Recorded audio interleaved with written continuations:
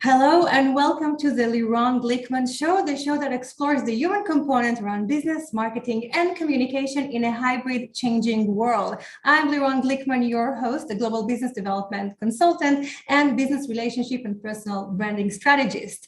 Today, I'm very honored to host the Creativity Whisper to the C-Suite, Natalie Nixon. Natalie, how are you? Hi, Lirone. I'm wonderful. Thank you for having me. Thank you so much. So good morning to you.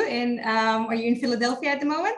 Yes, I'm on the East Coast of the United States in Philadelphia. Yes.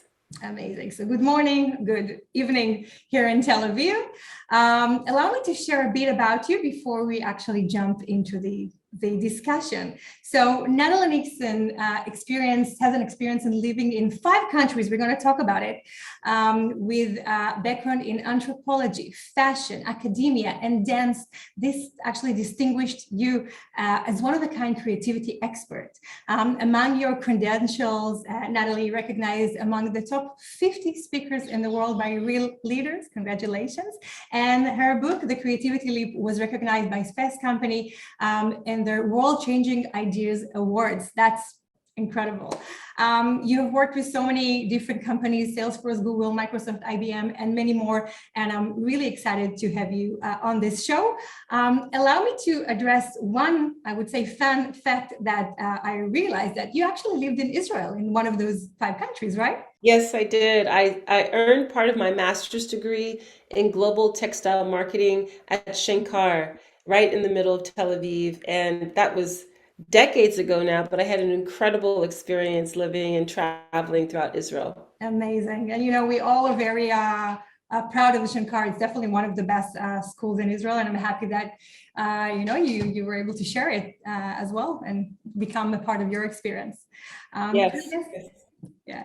And it all comes together actually to creativity and to your diverse experience. And through that, we're actually going to discuss about several topics.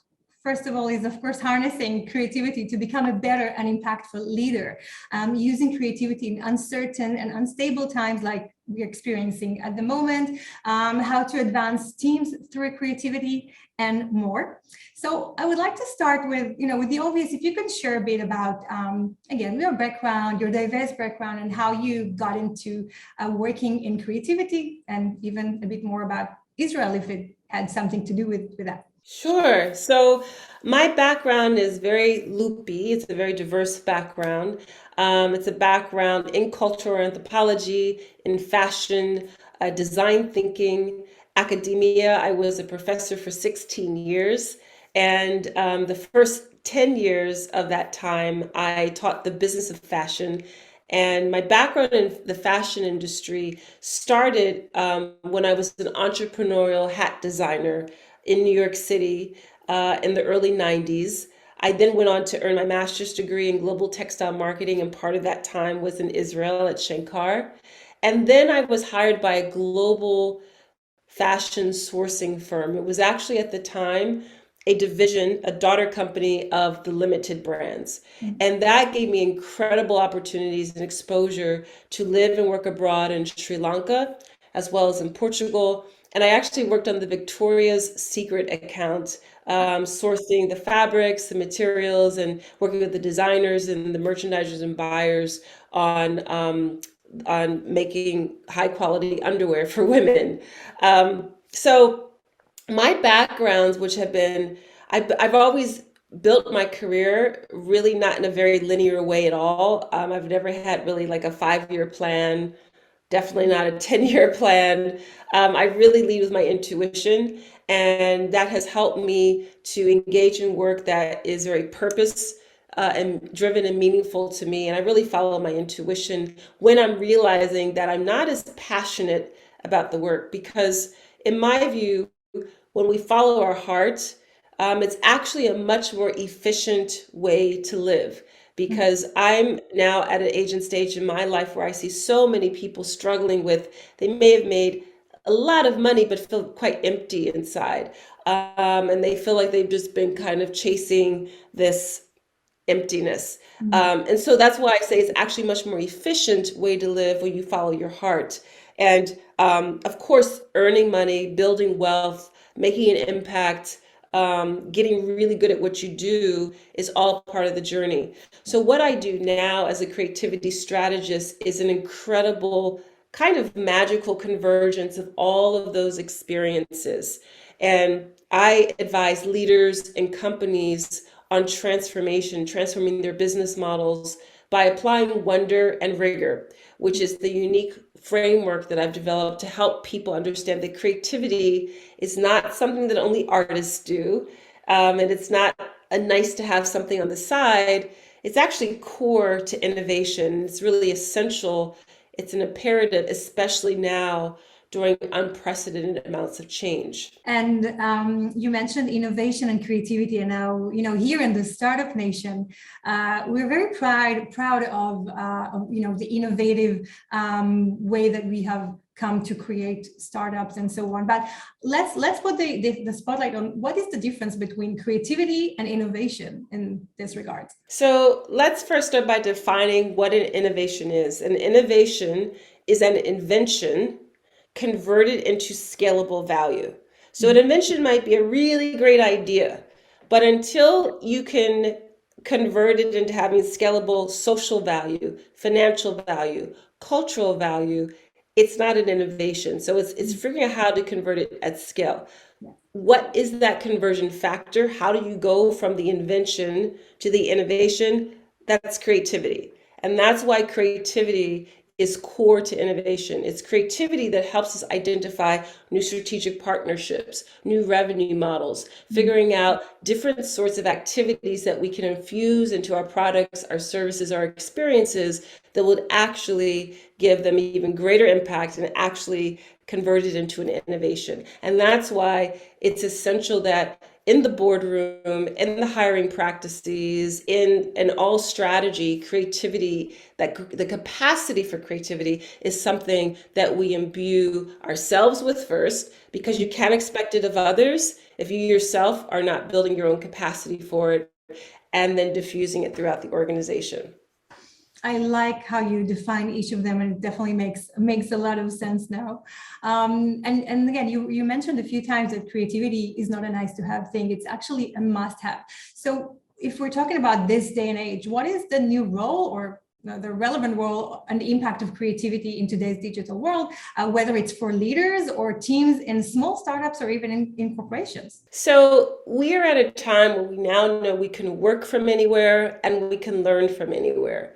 And that's building a lot of pressure on companies to convince really highly qualified people, especially the younger generations, Gen Z and Gen Y, who look at their options very differently than my generation. I'm a solid Gen Xer, and these companies need to figure out ways to be able to attract and then retain exceptional talent.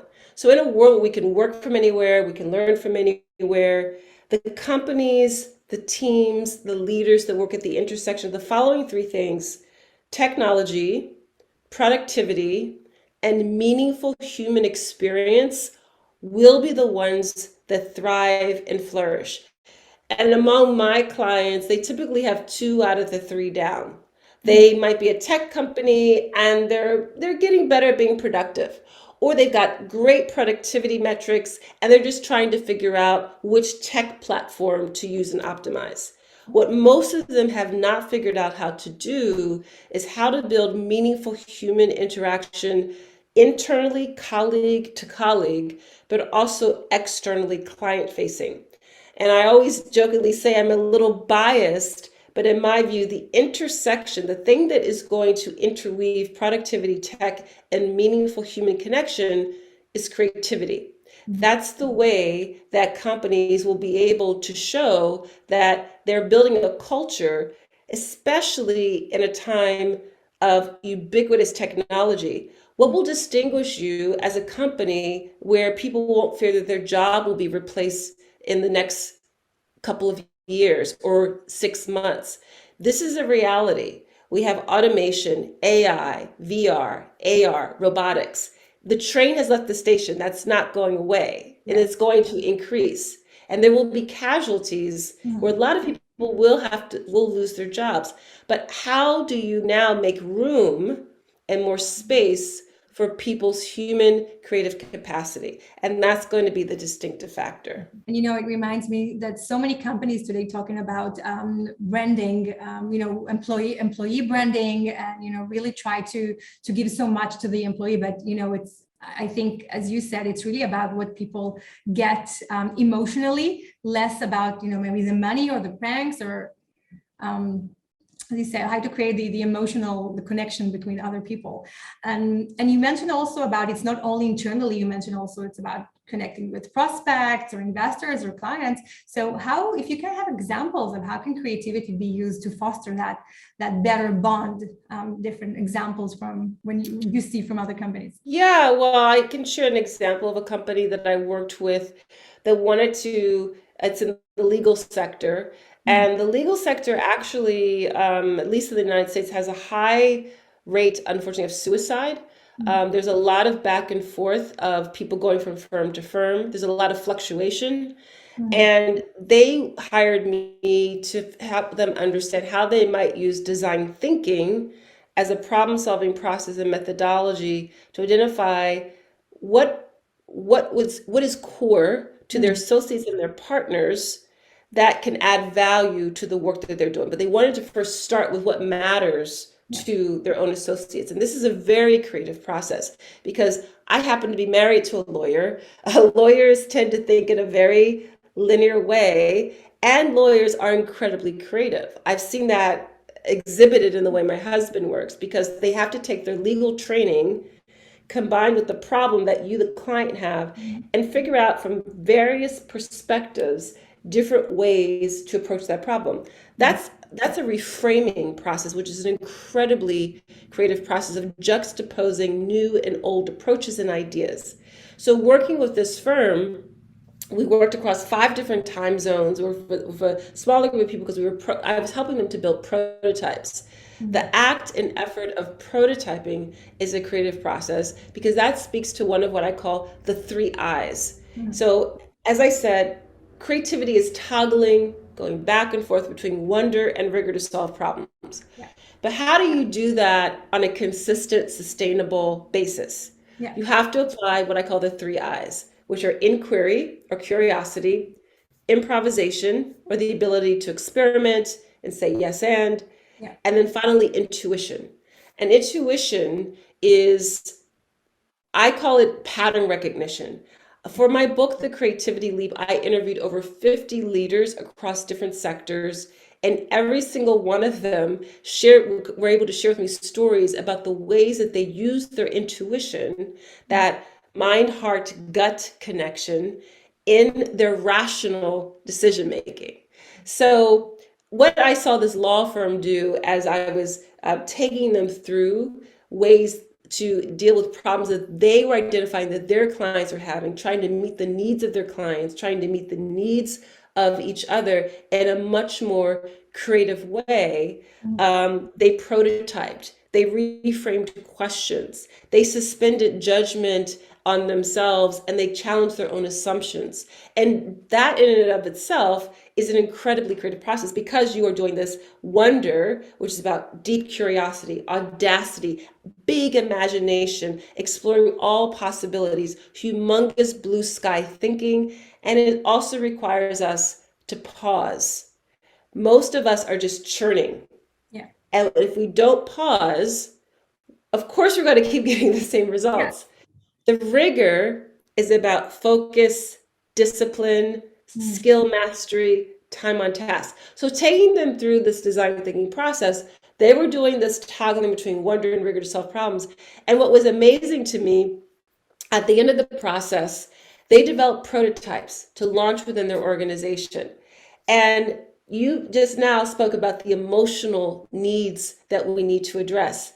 2 of the prototypes were really addressing the psychological safety that attorneys need, especially young attorneys coming up, as well as the well-being and mental health of attorneys, which going into the project, I thought that they were only going to deal with, integrating technology to get the client attorney process accelerated and be able to close cases more quickly. I thought that was the kind of thing that they were going to work on. But no, they really dug in to the human the human element of practicing the law, which was fabulous. I love it. And as you just said, creativity can also save lives.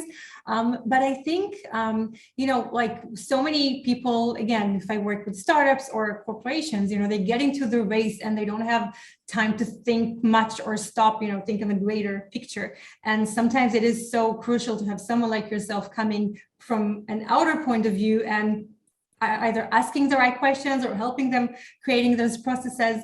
And with that in mind, what can leaders, again, or management do to keep creative and consistent over time, even though they have the burnout and they're in the race? How can they get out of the race and help themselves to keep the creativity and passion alive? So I often say that this is inside out work. We can't expect our teams, the people with whom we work, to be better at curiosity and improvisation and following their intuition if we aren't ourselves practicing it, and if we don't incentivize our teams and people with whom we work to do it. So the meeting after meeting after meeting has to cease. People will burn out, they'll check out, and you're actually not getting people's most productive selves when they don't have time to pause. So intentionally building in time and windows of time where there are no meetings is your responsibility as a leader if you really truly want the best out of your team. Sometimes the pushback is, well, our clients will never stand for it. We have to respond immediately to when our clients need us.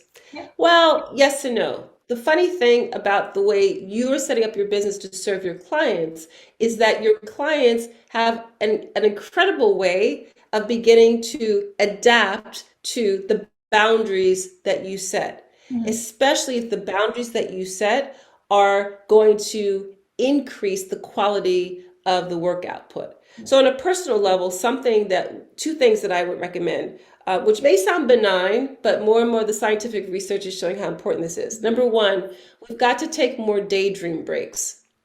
And I don't mean meditation, because number one, meditation can feel a little intimidating and like it's easy to be distracted. I actually want you to be distracted, right? So when you daydream, instead of focusing on the task at hand, you allow your mind to wander. You use a cloud floating by in the sky. You go outside and sit on the steps. You take your smartphone and you put it on a timer for 3 minutes, 90 seconds, whatever you can afford. Yeah, and you watch an ant crawl. And what's happening is that we are allowing the neural synapses in different regions of our brain to be activated, not just in the frontal neocortex. And when we do that, that toggling of allowing different neural synapses in our brains to light up, that's actually where the cool synchronicity and rejuxtaposition of new ideas comes. That's why when we wake up from a rest, when we are showering, we have those shower moments, we've allowed that deeper connectivity to happen. So it's really important to do that. So if you can only afford a 90-second daydream break per day, I challenge you to commit to that for the next 7 days. Just try it. The second thing is movement. As humans, we are not designed to be sedentary. And I know that so much of our work requires that of us, but we have to move. We have to take walks, even if you live in a flat, if you live in an apartment, walk the span of your apartment, right? But you have to remember that your spinal cord is attached to the base of your brain. The spinal cord is an extension of your brain. So when we move, we're actually increasing blood flow and therefore oxygen, which will actually help us to think. So encourage your teams to do that, gamify it, create some sort of a game and points as people can report in the amount of time that they're doing it. And actually, as leaders, we have to model this. We have to model these behaviors so that our teams don't think it's going to be punitive if they don't do it. You know what I like about this? That, as you initially said, it's so simple, yet so impactful. If science is backing that, most of people, I guess, know that they feel better when they walk around, when they distract themselves for a bit. So here it is. This is just here next to us. Yes. And if we're trying to tackle, let's say, a very common practice, if it's about planning your next quarter or next year, sometimes it may be difficult to look at this in fresh eyes and rejuvenated attitude. How would you approach that? What would be your recommendation for that specific type of work? I would go back to one of the I's I mentioned, which is inquiry and curiosity. The way I think about asking questions and curiosity, I've learned a lot from Warren Berger, who has written some great books about curiosity. A More Beautiful Question, the Book of Beautiful Questions. And as Warren likes to say, asking questions is a way of thinking.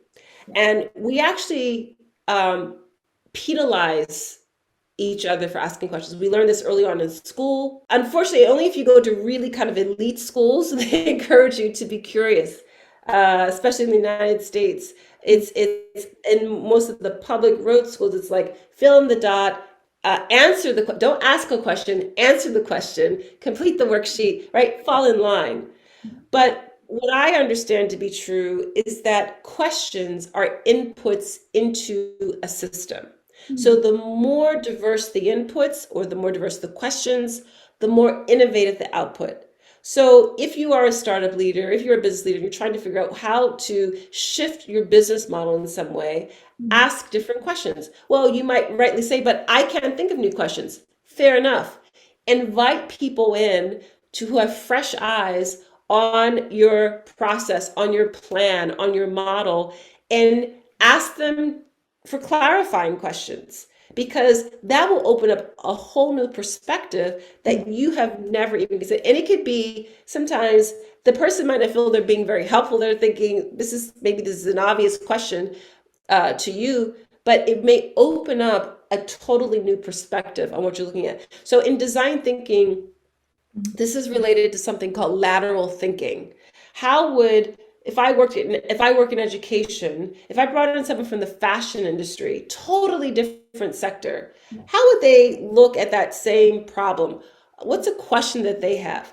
How might they approach it? If I work in agriculture and bring someone from tech or from a near adjacent industry, the fishing industry, right? So it's so important to have cognitively diverse teams, something that Jerry Hirschberg used to be the head of design at Nissan, the car company. He called it creative abrasion. Super important. So the diversity and again, the diversity of thought and profession could also support in creativity, as you're saying, asking the different questions, giving the different angles, like chewing the information.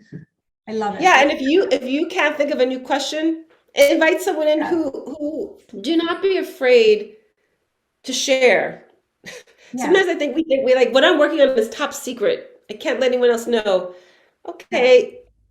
In my book, The Creativity Leap, I talk about there's really not a lot that's new under the sun. It's all about the remix. It's the mashup, right? So don't let that fear stop you. And again, it's so simple to do. Just find the right people. Most people love to share their opinion, even if they are not from your company. Exactly. So here you go. And I just want to mention this information about the 3 I's is also a part of your LinkedIn course at LinkedIn Learning, right? Lead with inquiry, improvisation, and intuition. So here you go. I invite you to read more about that.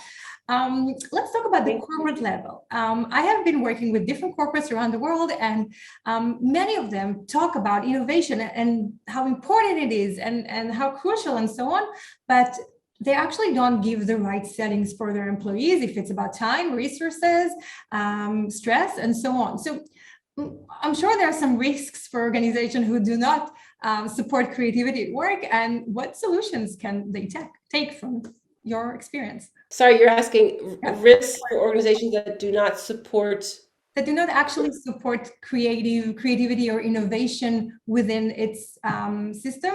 Sometimes it helps I go back to prototyping, to start small and simple.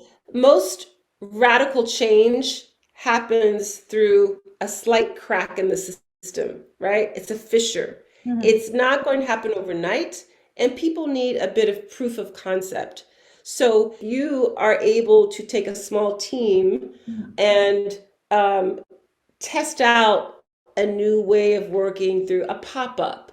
It could initially really, guys, be through a series of doodles Yeah. that you scribble on a blank piece of paper. You take a screenshot of it, you have it on an iPad, and you walk it around to people and you ask them, what do you think of this idea? Mm. Ask customers. It's low stakes. It doesn't cost you anything. You start to get very initial feedback, and the whole value of prototyping is to build, test, learn, and therefore save millions of dollars, at minimum hundreds of thousands of Mm. dollars. So sometimes building the case by that small proof of concept is one way in organizations that are a bit more reticent Mm. and hesitant Yeah. to engage in creativity, and to engage in a different way to go about innovating. It's always is a marvel to me that so many companies say they want to innovate, but they don't want to build in any buffer for failure, Exactly. because innovation actually requires us to make mistakes. It's so messy. It's not linear. You fail a lot.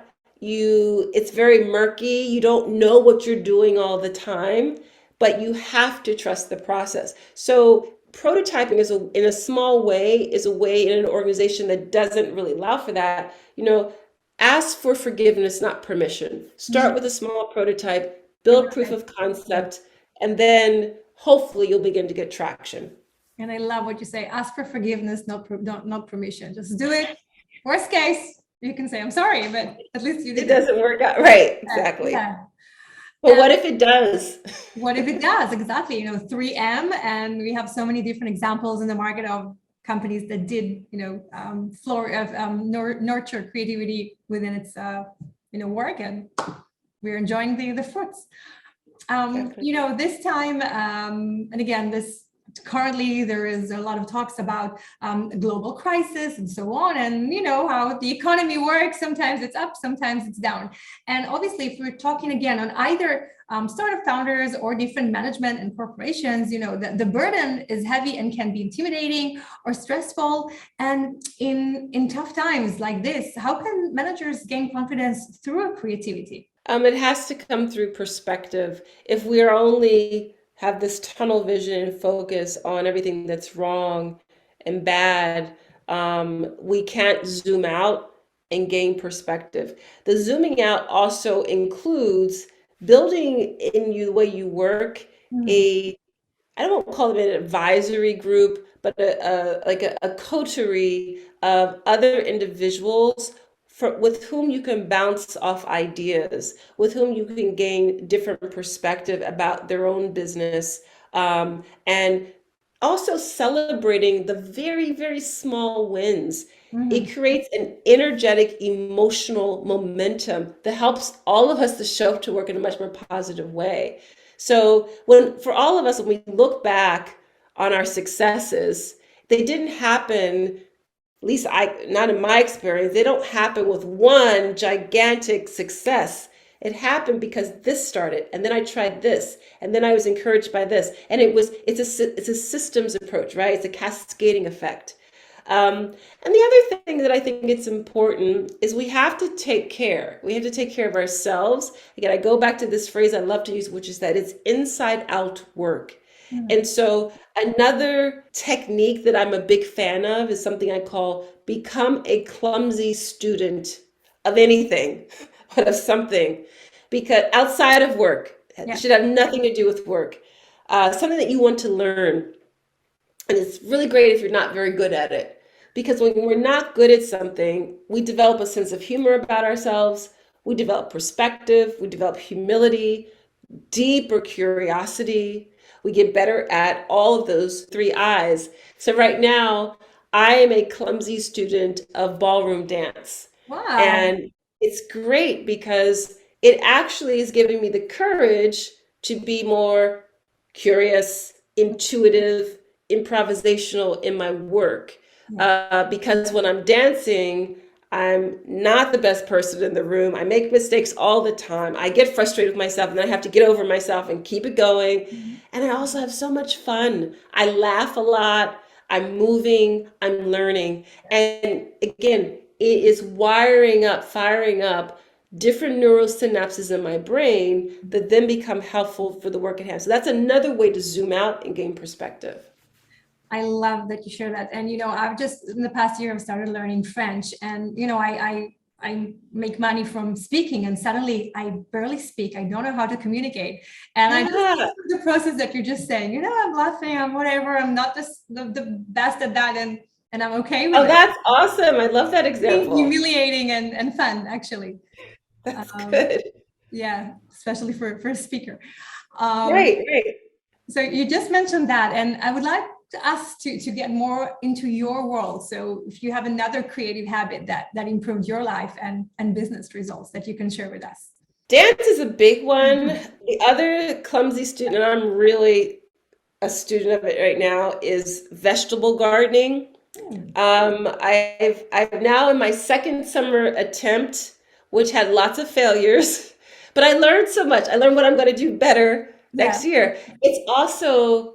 It's such a basic human connection to the earth, and it's so magical. Like when you plant something that's so tiny and then you see it growing and then it sprouts a tomato or it sprouts a pepper, or you can actually the cycles you can incorporate into your own life. I can eat it as part of our salads, the greens that we're growing. So that's another thing. For me, metaphor is so rich and helpful in helping me to return to my work with a much more renewed energy, better perspective.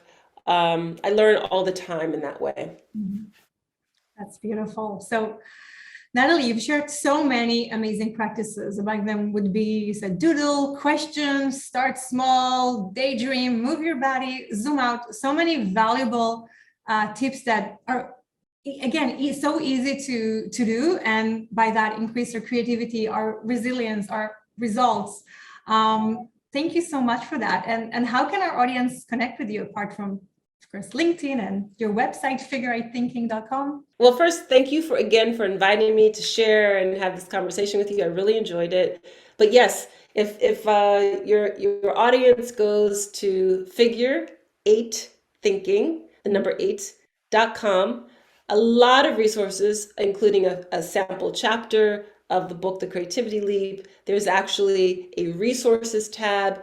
If you click the download section, all sorts of tip sheets and resources that would be very valuable. And of course, I'd love it if people checked out the LinkedIn course, Lead with Inquiry, Improvisation, Intuition. Definitely. All those links are going to be just next to this video, and I'll also add your book, The Creativity Leap, which I'll also share a link to your great book. I want to thank you again. Thank you so much, Natalie, for making the time in your busy schedule to come and share those amazing tips with us. Yeah, thanks so much. And it was my pleasure, and I hope to see you in person in Israel one day. That would be awesome. Me too, either in Israel or in the East Coast, Or Philadelphia.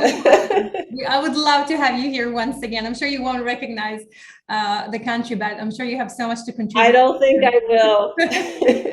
I think I told you that at our preliminary call, like you actually lived in Bnei Brak, which I think you experienced such a special Israeli experience that not many of people are like me, actually secular, that experience. So I would be happy to show you more of us. And I definitely saw lots of different parts of Israel. It's a very diverse country. I don't think people realize how multicultural it is, which was the really cool part for me to experience about it. Creative. That's how creativity. Yes, it is. Talking about that. So again, thank you so much for joining us, and thank you for watching the Lirone Glikman show, the show that explores the human component around business, marketing, and communication in a hybrid world. I invite you to subscribe to the channel, leave your comment, connect to Natalie just next to this video. You'll find all the links, and I'll see you on the next episode.